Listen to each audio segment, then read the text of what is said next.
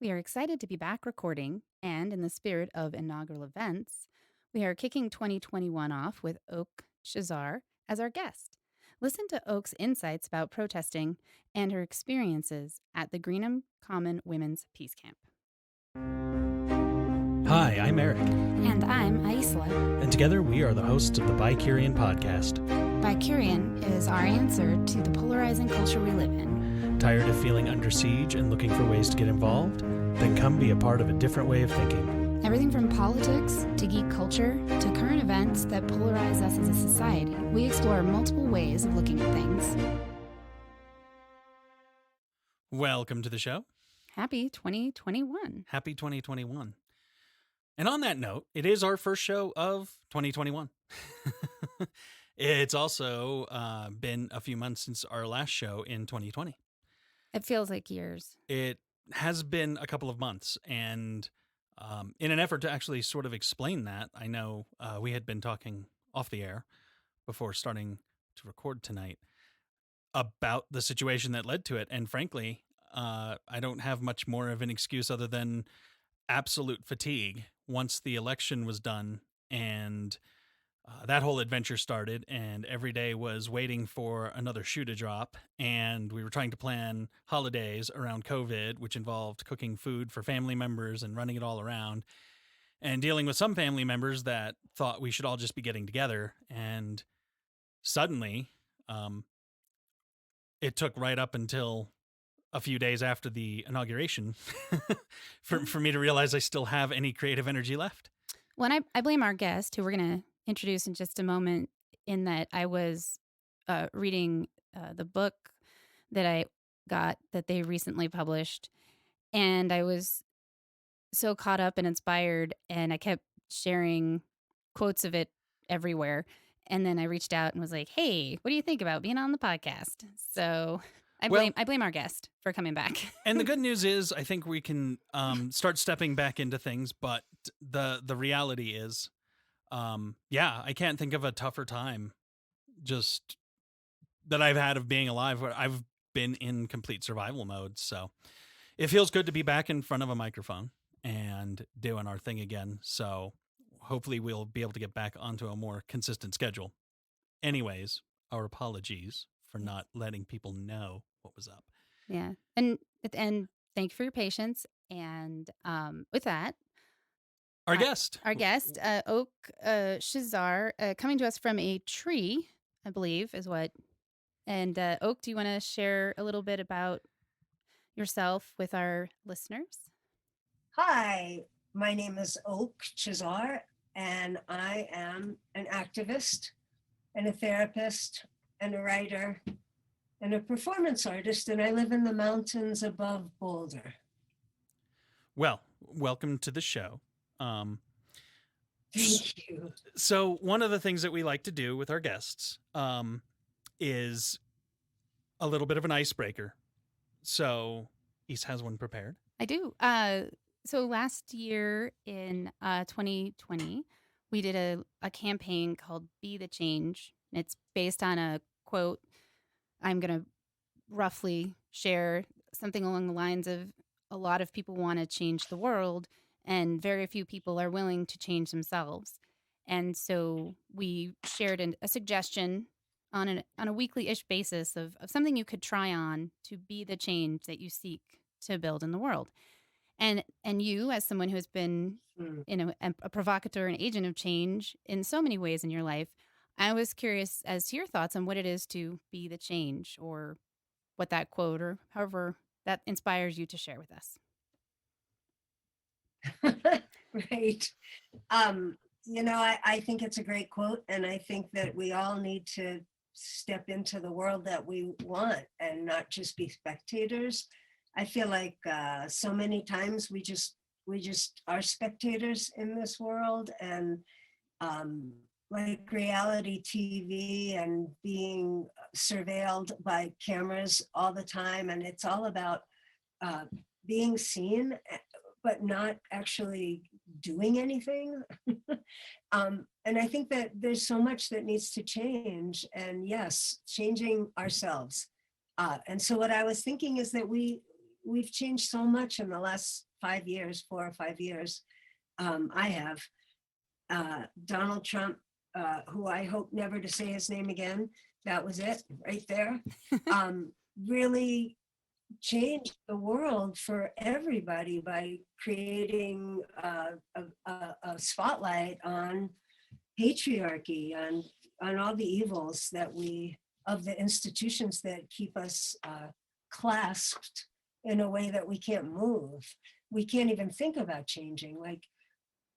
Like technology, there isn't even a language to critique technology. So how would we ever understand how to change and how to keep it clean? When I think about technology, I'm a Luddite. I don't love technology. I just got plumbing a few years ago and I don't have a cell phone. But I think technology is kind of magical, but we need to keep our eyes on it and see where it's going and make it be democratic, not where Mark Zuckerberg is the last person standing, or where, Jeff Bezos is the last person that has money, but to actually share what we have. And technology could help do that, but it doesn't. But it could. Here we are by technology. Yeah. So we need to challenge ourselves to be able to speak a language of critique of the things that we just take for granted as spectators.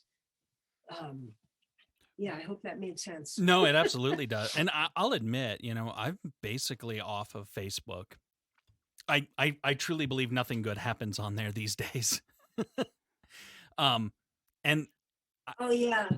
and it's such a powerful platform. I mean, before we started recording, one of the things that I know I brought up was just the fact that like the silence of Trump's Twitter being turned off felt like a breath of air was allowed back into my world, because he was so influential on that platform. And you weren't really even on Twitter. Like, you have a Twitter, but you still were affected by it. Like, that's the thing that's interesting to me. Because you can't get on the news without them bringing up what Trump tweeted today. And it's like, oh no, what now? Right.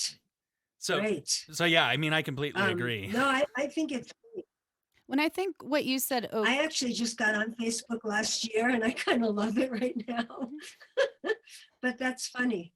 Well, and That's the thing is that one of the things that I feel is probably true about you and Facebook, I mean, I don't really know, but I think I can hazard a guess and be close to right here, is that you have made Facebook serve you. And I think that's exactly what you were talking about, that technology has the ability to really be the vessel for change and for powerful opportunities for connection and education. We're seeing that through this pandemic. There's so many ways that people are able to connect that they weren't able to in 1918, that because of the technology we have. And the distinction to me is, are you serving your technology or is your technology serving you? And I think for a lot of people, they end up serving Facebook. And so it does drain them and kind of cause a lot of issues.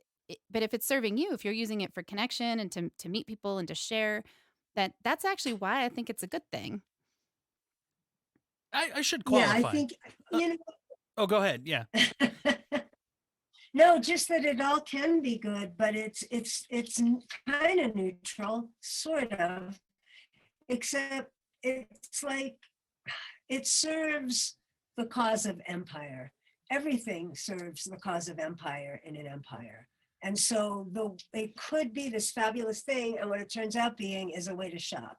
What it turns out being is a way to be surveilled, because that's the lowest common denominator, is where we always go. It's always going to be about money and making rich people richer until we change the system. And I believe, it's about the master's tools and the master's house, I guess. I believe that we could like do something like take Facebook back. And for me personally, I should qualify that, like part of the real problem that I was having on there is that the majority of people that I have had on my Facebook, and I signed up in 2008, it was new. And there was a bunch of my friends were getting on there and some high school acquaintances, and everybody's like, oh, let's get on here. I will say that in 12 years, I lost touch with that, the magic of that. And right. It's still new to me. Yeah. So, Yes. for me, when I say that I needed to be off of it, it did have to do with the world that got created. I could go back on and try to take it back, and I think it's great if it's serving you. That's what it should be doing. It should be doing that. I have a poem about technology that I could read. If you'd like. I'd love that. I'm ready. Maybe I'm not ready, but I'm So- excited. Okay. And it rhymes. It's a rhyming poem. Holy cow. It's called Dream of a Seed. Technology ran all the other options out of town, lied about the possibilities and burned the whole house down. Ripped from the ground, you found you'd been taken hostage by the electronic mob, surrounded by mirrors of digital throb, incarcerated shells in high-tech cells, just business as usual here in hell.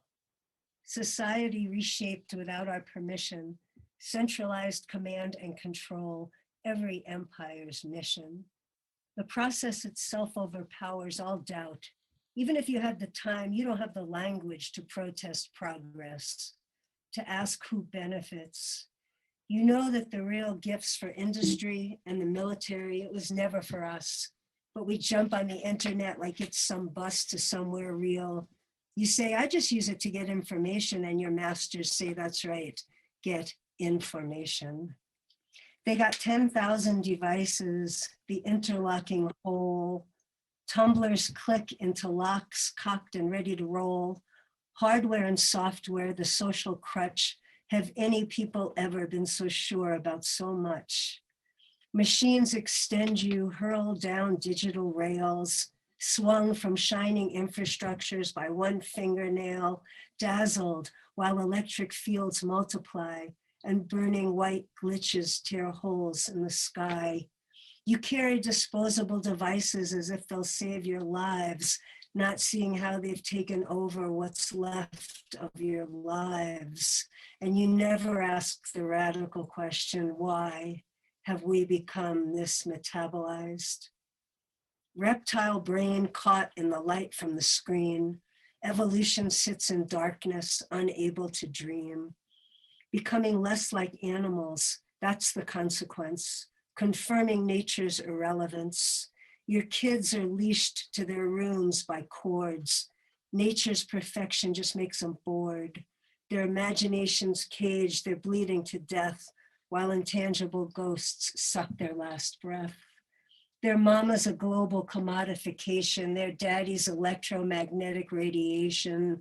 Indoctrination starts early for the people of the screen. Even the children, part whore and part slave. Everybody's picking virtual cotton in the digital plantations of cyberspace. That's my poem. Wow. I like it. And Thank you you. illustrated very clearly, I think, what my fear there is. Has everyone ever been sure of so much? Right. That line, Yeah, we're so sure. that's my problem with it. Yeah. Like fundamentally, like Right. with Facebook, with all of it, right, is because it's this echo chamber. Most people have friends, you know, their experience of it is a whole bunch of people that think like them. And it breeds even more of that sureness, and it shuts off more of the outside thought. So yeah, Yes. it's a striking line. Yeah. John Oliver had said in one of his shows, he was talking about Alexa, which I don't have that, but I understand what it is. And he said, what a convenient way to lose everything. I thought that was great. Yeah. And we just give it up. You know, people are so scared about the vaccine. Oh, I'm not going to take that vaccine because the government put a chip in it so they can follow us. They don't have to. Fucking kidding? Do you have a cell phone in your pocket?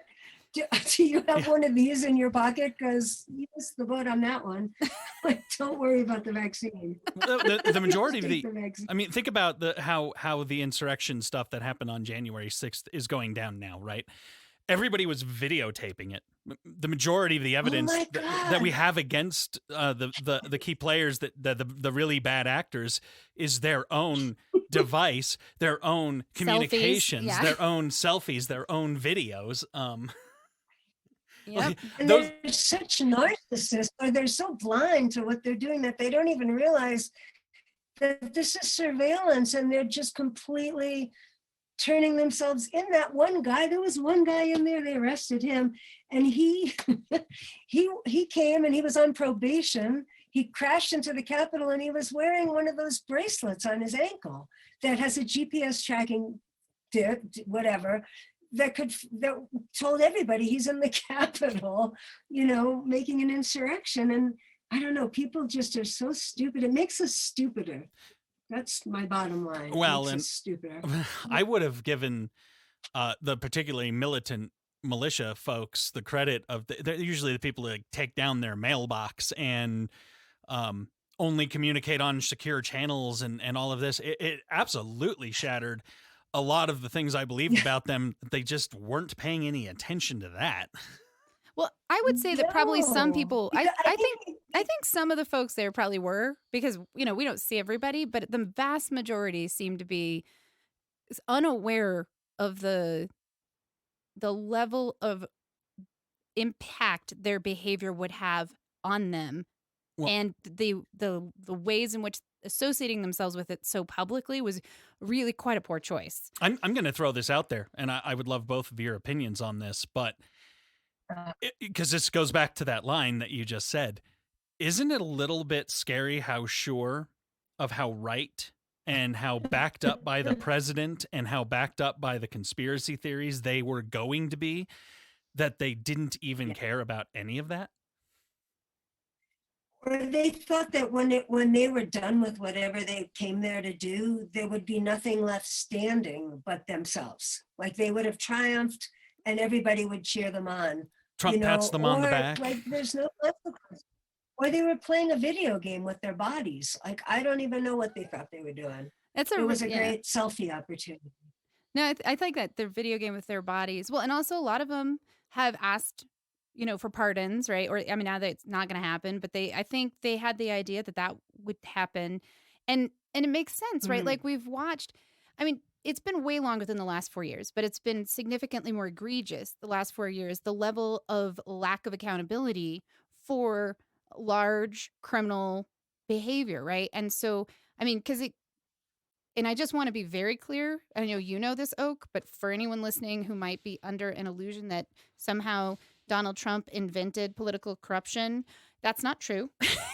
But he was way, way bold, brazen, shameless, and egregious in the ways in which he and his participants flouted the laws and got away with it in this very entitled fashion. And I really think the folks that were doing this insurrection expected that, as my friend called him, Teflon Don approach was going to apply to them. But the thing is, really, usually he's the only one who doesn't face consequences.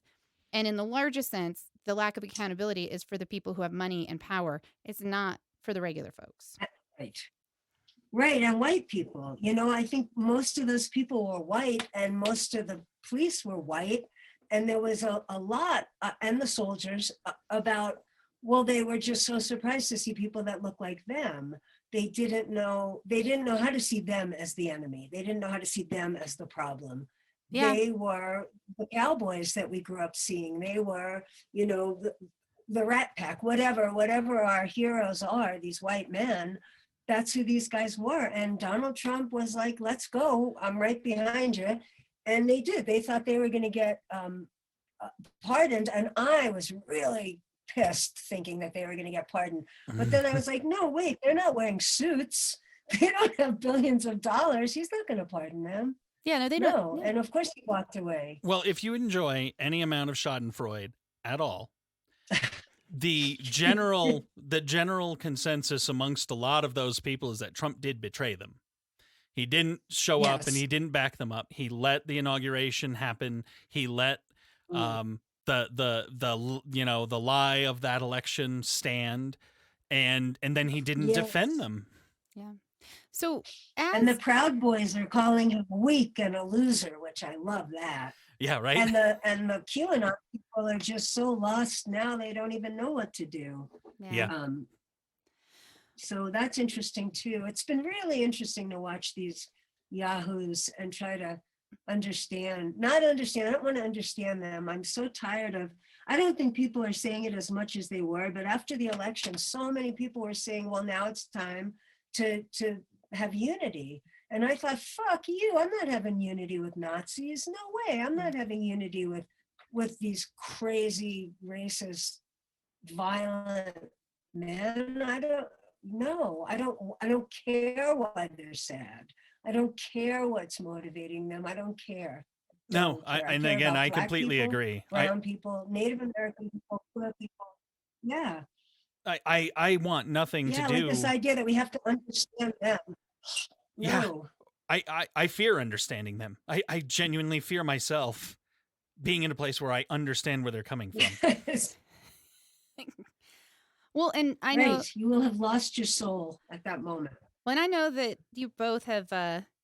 We've had conversations. Let me put it this way, and I will say yes, I agree. I don't have an interest in having a unity party of any sort with Nazis.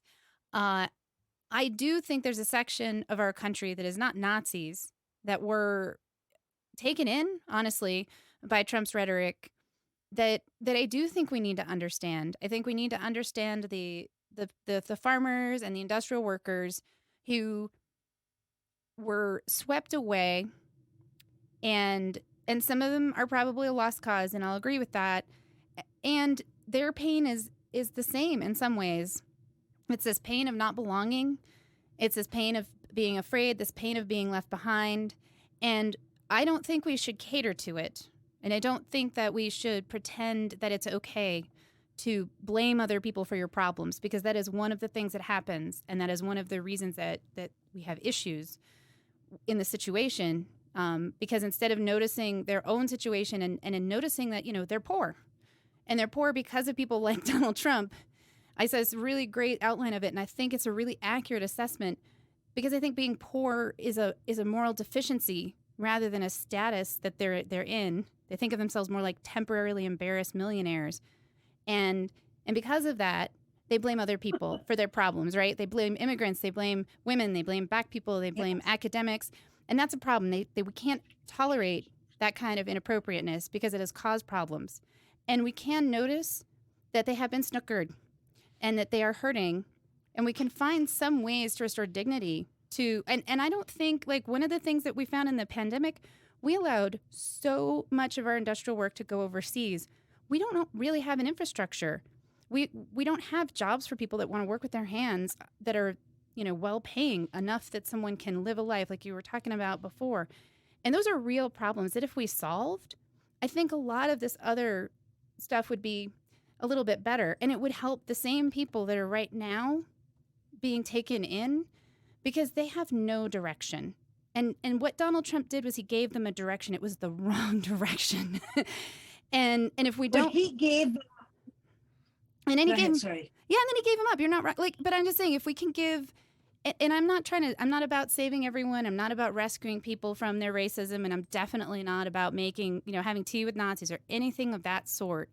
And I do think that there's a spectrum here. And if we ignore that spectrum, then all we are doing, honestly, is perpetuating the problem from another perspective. And I don't want to do that. Like, I just don't. Well, here, I just real quick, Oak, I want to get your take on that, but I want to take it one step further, because it's something we talked about off the air that I think is important to bring up here. What I've seen in the last year is Black people are pretty upset about things that are going on. LGBT people are pretty upset about what's going on. Immigrants from various other cultures are upset about what's going on. And now it appears that a vast majority of, based on the votes in the last election, a vast majority of white people are upset about what's going on. So what that tells me is that fundamentally we're not doing anything right. Well, there's very few people that are having a good life right now, and they're all rich. And yeah, that's really true. I mean, it's kind of an old Marxist perspective, but I am an old Marxist, and I think we have to figure out how to have a world that shares. Like, sharing is the most important thing we can do right now. I personally, if I never spoke to a person that voted for Donald Trump again, that would be fine. anybody that would vote for him twice deserves terrible things, because it's not like he just busted out of the box with these, hey, let's do this and this, and I've got some ideas. They watched him for 4 years be a racist, misogynist piece of shit, and they voted for him again. I don't want to know those people, but I understand the impulse to want to understand what people's lives are like. So the people whose lives I want to understand are Indigenous people. I want to understand what their life is like. I want to understand what Black people and brown people's life is like. I don't care personally what white, angry supremacists' lives are like. They make themselves, their biggest cry to fame is that they're victims, and Trump milked that. You don't hear Black people whining about being victims and blaming anybody else. You don't hear Native people whining about being victims. These people have been victims for 10 minutes compared to everybody else, you know? Nobody's doing well in America, absolutely true. And those fascists, those racists, I don't want anything to do with them. I wish I didn't have to share my country with them. I wish we could bust this country up into way smaller countries. Oh, I've had that Wouldn't thought. that be nice? It Yeah. feels Why like do we have a United States? Why do we have the United States if we're not united? Fuck that. It's too big. Why- I I'm agree. never going to agree with some white guy in Alabama. Never. So every 4 years, I'm miserable or he's miserable. How is that democracy? How does that make Yeah. any sense at all? That's a shitty system. I Yeah. have to say I agree with that. I feel like our country is so big, and it's just difficult. We keep getting lowest common denominator situations, and I don't think that's why we're not doing well. I think I'm with you that the billionaires and the capitalism is the root cause. However, it might be easier to manage if we had smaller sections to work with. Can I just throw out there? And people that have more yes. Well, no, I just was going to say, can I just throw out there, we're talking about billionaires and business and stuff, but it is kind of interesting to see how certain aspects of that have bitten people, because let's face it, Jack Dorsey is one of the people that we're talking about. He's a billionaire. He's a businessman. He benefits from all of these very conservative tax ideas about how he should not have to pay a high amount, and how the freedom to run his business in a capitalist free market society has allowed him to do what business was meant to do in America. I'm speaking from a conservative standpoint here, A right? libertarian, yep. And then immediately everybody's like, well, he's just got too much power that he could take away Trump's bullhorn. Wow, you guys made this monster. You made this monster. He's yours. Wait, can I read you what I tweeted? Because you'll appreciate it. Yeah, Yes. But I mean, do I'm gonna you not find it. agree, Oak, that it's sort of ironic that, like, Jack Dorsey is the person that they have been supposedly fighting for, and it's going to make everything better if we have big business Right. and free market. And as a free market entity, he chose to simply suspend the account of one of millions of members of Twitter. Yep. So this is what I tweeted this earlier today. I said, so some of the free market folks I know are super upset that Google, Amazon, Twitter, and Facebook have the ability to come together and shut someone out of the online megaphone. It's like having some regulation on monopolies might have a public benefit. And then I created a hashtag, the Freuda is real. It's just like, what I just used to happened? Irony is America. The world is so ironic, but this country is so ironic. And I used to say, it's too bad we can't run our engines on irony, because that shit'll never run out. Never. Right? It's too bad we can't just run our car And you're just sitting and there run going, everything on it. wow, I just can't A even lot. believe it. So That's a good one. I like that. Yes. the Freuda is real. That's the hashtag I made up today. No one's using it. It's not trending and it never will, but it makes me happy. So to segue, our listeners may not know much about your past and history, Oak, and we're going to put links to your books and all of that so people can check it out further. But what people don't really probably know is that you're sort of an expert on protesting. Yeah, I think that's true. So one Why thing, won't well, one thing we talked about doing is you could read the first couple of pages, tell us about your book, and read the first couple of pages of it, and I think people will get an idea of where you're coming from even better. Okay, cool. Um, so I used to live in a place called Greenham Common Women's Peace Camp, which is spelled Greenham, Greenham Common. It used to be a Air Force base in no, it was an RAF base in World War II. And after we won World War II, we took over and made it an Air Force base. And Ronald Reagan I think 1982, moved 98 of the first nuclear cruise missiles that could reach the Soviet Union onto this base. And so that destabilized all the peace talks that had been going on and the whole peace movement, which was about, let's just spy on Russia and they'll spy on us and we'll know about how many nuclear weapons we all have and we'll all be safe that way. But cruise missiles are small. You can hold a cruise missile in your lap and you could put a bunch of them on a truck and just cover them up with a tarp.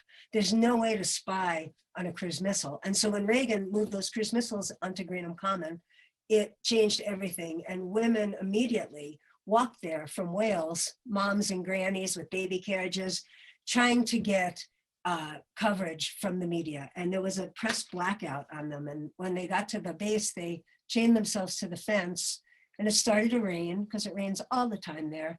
And some local folks brought tea and everybody just set up tents. And for 19 years, women surrounded this base and did a lot of criminal damage and trespass. I moved there when Reagan was reelected in 1985. I moved to Greenham Common and I lived there for 3.5 years in the rain. We had no structures because we got evicted every single day.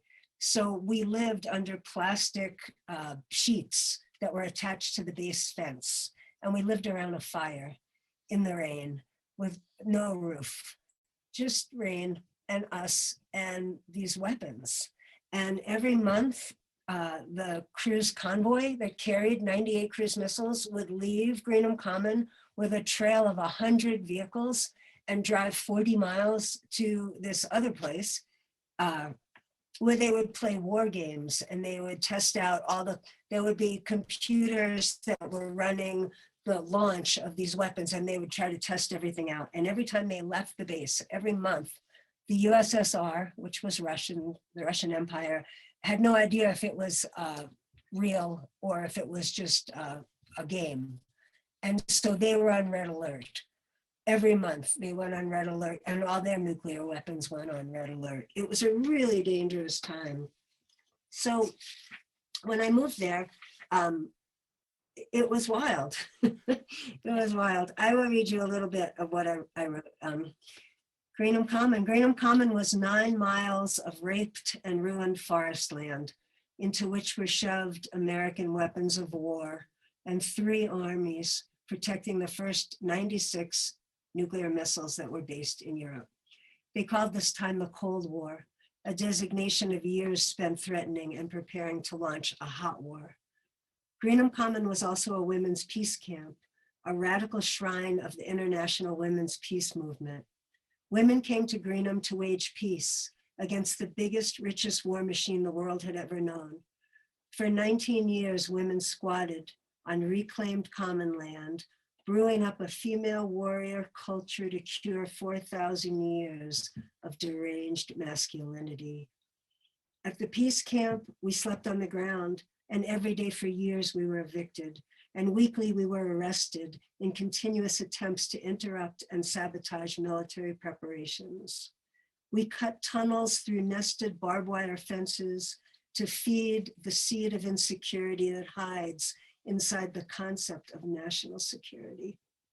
Every month, the nuclear missiles would leave the base and drive to play strategic Holocaust games, and every month we tried to stop them. Surrounded by 300 police, we'd stand eyeball to gun barrel to blockade the gates of Greenham. We built huge fires in the road. We sneaked onto their stolen war fields, and we performed rituals against the military. So when I lived at Greenham, I got arrested 11 times. Excuse me. And it's interesting because in England, you don't have to give your real name when you get arrested. It's very interesting. Nothing like here. You can give a fake name as long as you're not avoiding arrest. So I gave so many names. I can't even remember the names, all the names that I gave. My grandmother's name, her mother's name, the name of every feminist poet I'd ever heard of, the name of the woman who shot Andy Warhol, all kinds of names. And we did a lot of great actions. I had been an activist in the United States working against nuclear war. And in the United States, if you touch the fence of an Air Force base, they can kill you. There is a sign on every Air Force base that has nuclear weapons in this country, and there are a lot of them, and I've been to a lot of them. And there are signs right there on the fence, right when you drive up or walk up, that say lethal danger, don't touch the fence, or I don't remember what they say, but they can shoot you. And they would shoot you. We could never do the kind of actions that we did there in the United States. Only white supremacists apparently can destroy stuff and get away with it in the United States, as we saw 2 weeks ago, 3 weeks ago, 3 weeks ago. Way to bring that around. Good callback. Well, and it's interesting, right? Because that's kind of why I wanted you to talk about this, because you were let's pose it politely, a conscientious objector. And I mean, it's an interesting thing, right? Because the cause can lead you to do quite a bit. And I think that's one of the differences that I saw in the insurrection, is that they attacked the very heart of the rules that we are all trying to play by. Like, you were trying to get them to step down what was, clearly some form of agitating behavior. Wasn't going to be good for anybody. But, I think one of the key differences that came to me while you were explaining that is the insurrectionists were really striking at the heart of democracy. I mean, if they had left with even their own vice president dead, or Nancy Pelosi, or really anyone they had gotten their hands on, thank the gods that didn't happen. Yeah. Their idea was to leave, and Trump is now king, and here we go. Forever. So, yeah. And so, I mean, I look at it and, like, I don't want protesting to become a bad thing because of these bad actors. But I also kind of believe in the idea that laws and rules kind of, like, if we're not kind of playing in that sandbox, we're really kind of in trouble. Well, I do think, and I don't think that they were protesting, though. I think, I think to call it a protest is dangerous, and I know you know that. But like what we were doing was so different than what they were doing. They were being violent. We never did anything violent except property damage. I'm all about property damage. I think property damage is the only way to get through in a capitalist society where costing people money is the only thing they recognize as a loss, or it gets their attention. That I will just agree with. Spilling your blood, laying down in the street, getting arrested. Nobody cares that you got arrested. But if you can damage property so that they have to, excuse me, I think damaging property is a really good way to go if you want to get their attention. I've been in a lot of pipeline protests the last few years, leading up to Standing Rock. And I think what Standing Rock did that was so brilliant is they changed the name from protester to protector. We were protectors. Those fuckers in the Capitol weren't protecting anything except their own delusions and their guns. Maybe they were protecting their guns. They were protecting their status as white men in a country that is not a white dominant country any longer. Yeah. And it terrifies them. And instead of trying to come to grips with that, they just want to resist it and deny it and fight against it. And it's too late. It's too late, man. So, I do agree with you, and I am intentionally using language that I've heard, because people are trying to turn them into protesters. I think they were a violent mob trying to overthrow our government. Yeah. That's not protest. Right. That's insurrection. There's a word for it. We're using it. It exists. Yes, insurrection. Yeah, that's a good word. And the reality there, though, is that I am trying to, as we do on the show, bridge a gap of understanding about why I think most people, and I would say that I am hopeful. I think a lot of people who were more casual Kool-Aid drinkers of that whole movement are bailing. And now that they've seen that, like, people are going to jail. Like, I mean, this is one of those places where I think the punishment has to match the crime, because people need to know it's like, oh, that was really not okay. Right. And then what about the punishment for people that are in the government? What about Lauren Boebert, who was telling them where Nancy Pelosi was hiding? And what about, that disgusting man, whose name I've forgotten. The guy from besides Kansas. Ted Cruz, the other. Yeah, Lawler. Yeah, I'm spacing it too. Yeah. Asshole. Went to Harvard, that guy. Well, and I'll tell you my theory. Yeah, I've been saying his name for days, and now it's not. Well, and let's not remember them. I mean, but I would say also, Good. like, one of my theories is that part of why, and I'm curious to see how this goes down, but part of why we haven't seen a real commitment to actual impeachment conviction is the reality is that if the right thing happens and Trump is impeached for inciting an insurrection against the government and against his own vice president to a certain extent, then that's going to make it much easier to hold the senators and the representatives who participated accountable.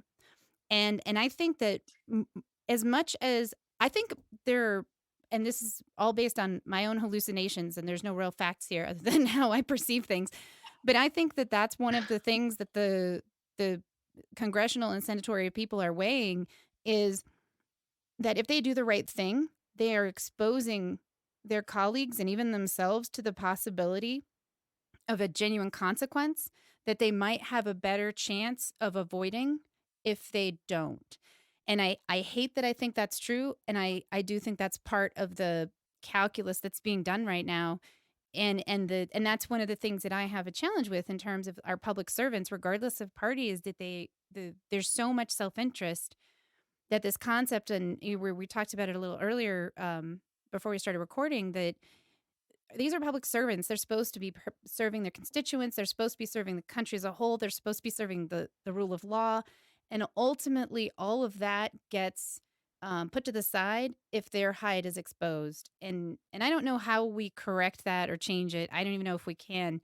And I think as long as we don't, we're going to have these kinds of problems coming up. Yeah, I mean, just for money, like, why are they allowed to own stock?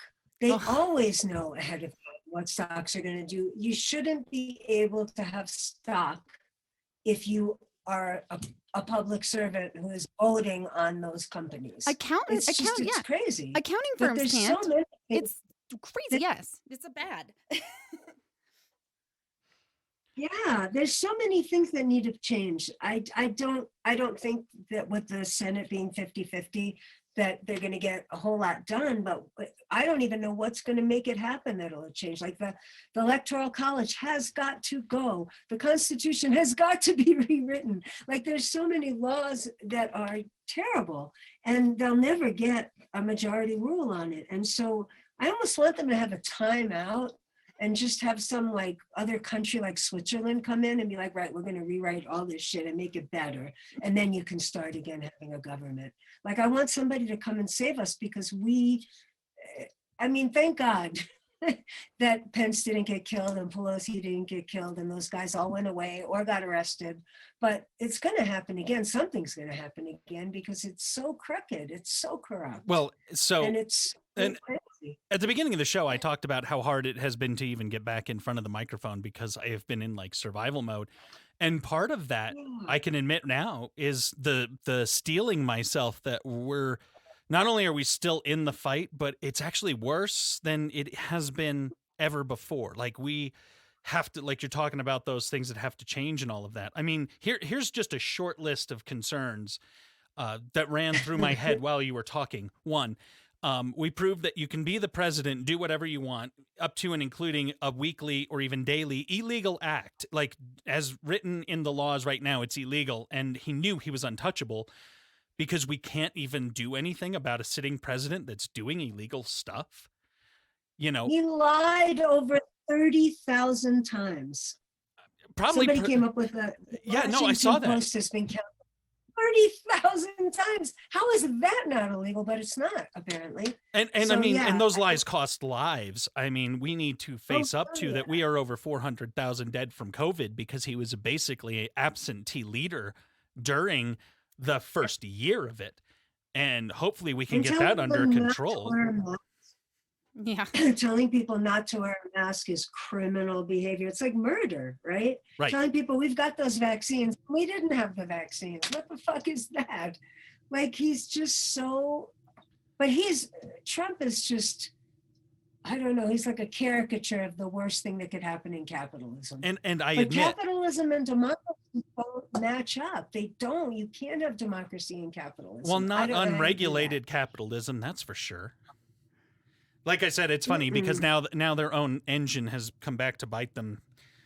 But yeah, I mean, and I Right. work in tech. You know, I talk about it on the show. I work in tech. I work for a company that develops a website software for other people to make websites and things like that. I'm plugged in to tech. I should have clarified that for you. That's not when I say I'm off of Facebook. Sometimes it's because I have insider knowledge about how they operate. That's just like ugh.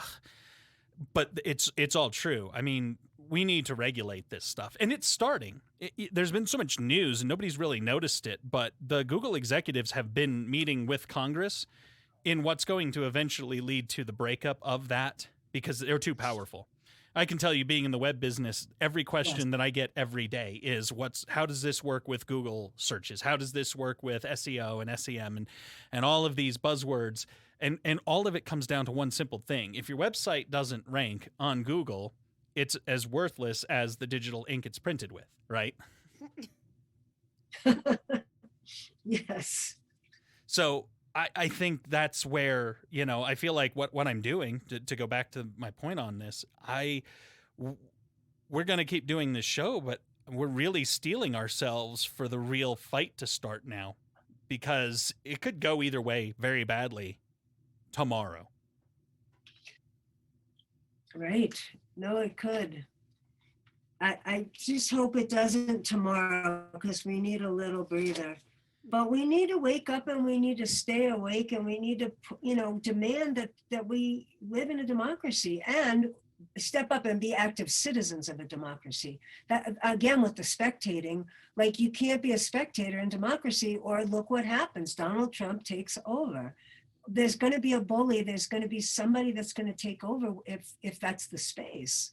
But if the space is that everybody's involved and everybody has skin in the game, or whatever, a stake in it, and we understand what it means, if we could teach kids civics again.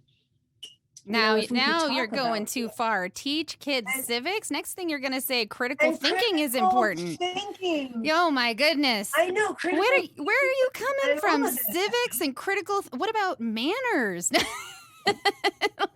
Yeah, then you gotta learn how to sew an apron. Once you learn how to sew an apron, it's all over. There is that. That's all you need. How about gardening? What if we actually taught curriculum about how to engage with the earth that we respect and need, Yes. and understand how food is created and where it comes? I mean, I don't know. Or even understand that we're animals, that we are in an animal kingdom, and unfortunately we're at the top, but only because we're the meanest, baddest predator ever. But like the idea that nature is being destroyed so that we can, I don't know what, shop, have convenience, drive, all the things that, convenience is the enemy. That's what I believe. But we get so into it. We get so excited to buy disposable shit and fill up the world with garbage.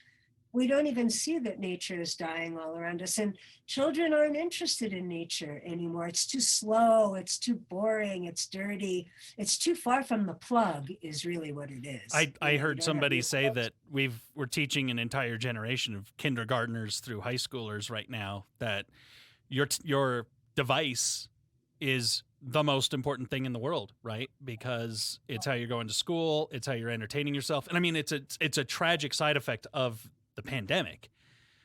But I think it's actually going to end up being kind of a bad thing that we'll be feeling 10 years from now.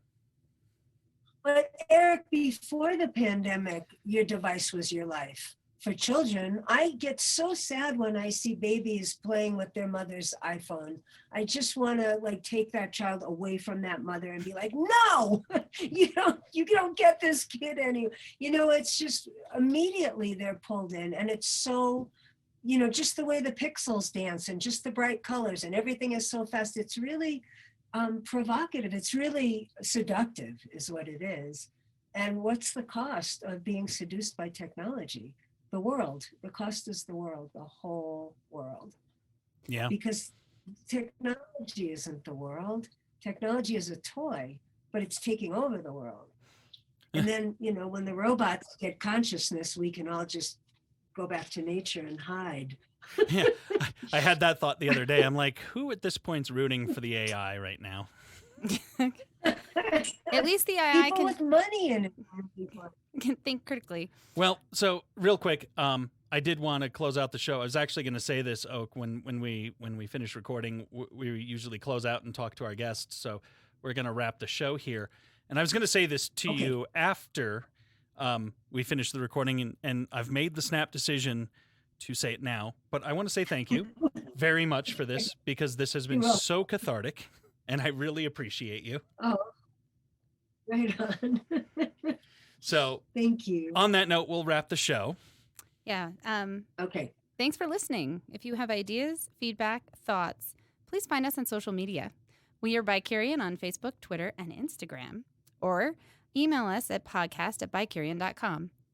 And if you like what we are doing, please tell your friends about us and share the episodes you find most interesting. Thank you.